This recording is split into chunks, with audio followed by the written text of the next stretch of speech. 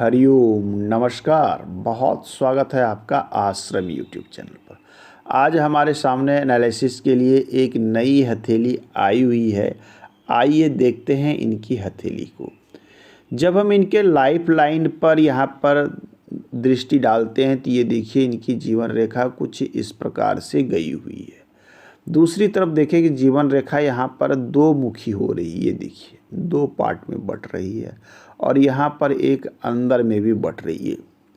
तो जीवन रेखा का इस प्रकार से बटना यह दर्शाता है कि व्यक्ति को कहीं ना कहीं जो जीवन में लाभ प्राप्त होते हैं वो दूसरे चरण में जाके होते हैं, अर्थात उम्र निकलने के बाद एक बड़े लाभ को प्राप्त करते हैं। और एक तरफ देख रहे हैं कि ये रेखा जाकर इनके लाइफ लाइन में जाकर सपोर्ट कर रही है। ये देखिए ये रेखा जा रही है। दूसरी तरफ हम देख रहे हैं कि एक भाग्य रेखा यहाँ से निकली है और सीधे ये शनि में चली गई है और एक ब्रांच इसकी घूम के गुरु बृहस्पति की ओर भी चली गई है।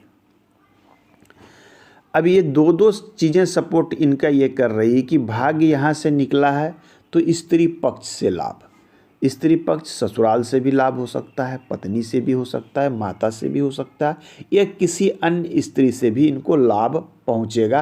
ये इनकी भाग्य रेखा बता रही है। यदि ऐसा नहीं है तो ये अपनी पत्नी के नाम पे, माताजी के नाम पे, किसी के नाम पर वर्क करें तो ऐसे जातक को विशेष लाभ होता है। अब देखिए यहाँ पर दो संकेत ये बता रहे हैं। एक रेखा यहाँ से भी आ रही है कि इस व्यक्ति को दूर का धन मिलेगा। दूर का धन कहने का अर्थ होता है कि विदेश से लाभ, विदेश यात्रा से लाभ, या फिर घर में रह के कोई ऐसा कार्य करे जिनका लेना देना बाहर से हो तो इन्हें विशेष लाभ होता है। तो चंद्र की स्थिति यहाँ क्लियर कर रही है कि इनको दूर से लाभ होने वाला है, विदेश से लाभ होने वाला है।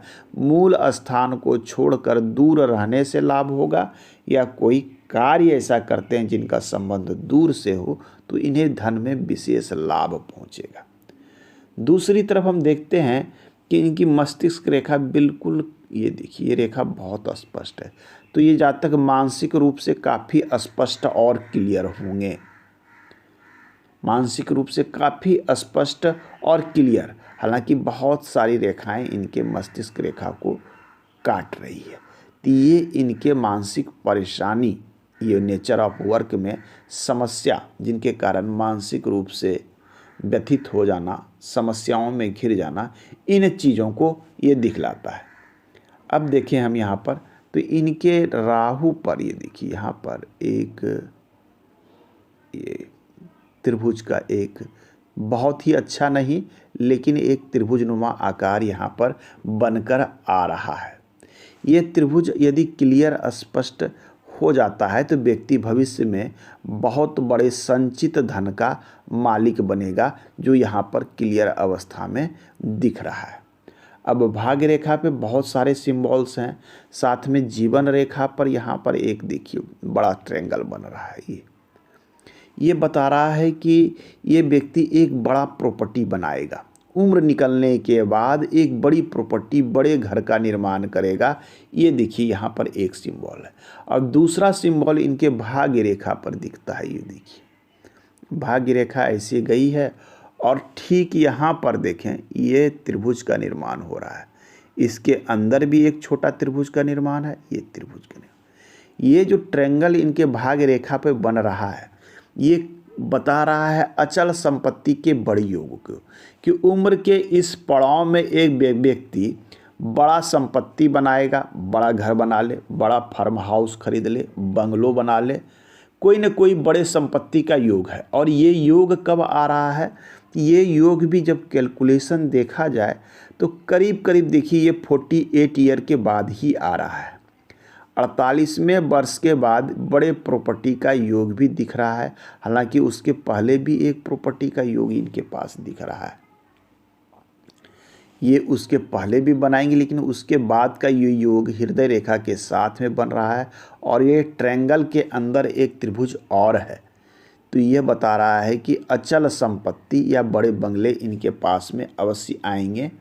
ये देखिए अब आइए अन्य चीज़ों को देखें तो इनके राहु के क्षेत्र पर बहुत सारी रेखाएं हैं। ये सारी रेखाएं यहाँ पर है।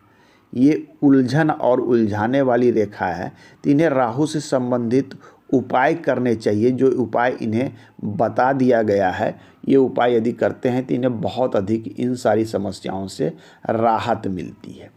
अब आइए हम देखते हैं अन्य चीज़ों के विषय में। तो शुक्र पर्वत पर देख रहे हैं कि ये देखिए कितनी सारी रेखाएं, आड़ी रेखाएं, ये आड़ी रेखाएं, ये सारी रेखाएं इनके, ये शुक्र पर्वत का उभार बहुत अच्छा है और सुंदरता भी इस हथेली में बहुत अच्छी है। तो ये सारी रेखाएं जिन्हें कोई भी खड़ी रेखाएं काट नहीं रही है, तो ये चीज़ें बताती है कि व्यक्ति के अंदर में लग्जरियस के प्रति, सुख के साधन के प्रति विशेष लगाव को दिखाती है और ये अपने लिए सारे साधन जुटा भी पाते हैं, चाहे मनोरंजन के साधन हो या अच्छे घर में रहने के साधन हो, अच्छी गाड़ी की हो, ये सारी चीज़ों के, अच्छे वस्त्र का हो, रहन सहन, खान पान, मनोरंजन, इन सारे चीज़ों की रुचि अभिरुचि की पूर्ति ये अवश्य लाइफ में करते हैं। तो आज के अंक में इतना ही, मिलते हैं अगले अंक में, पुनः बात होगी। धन्यवाद।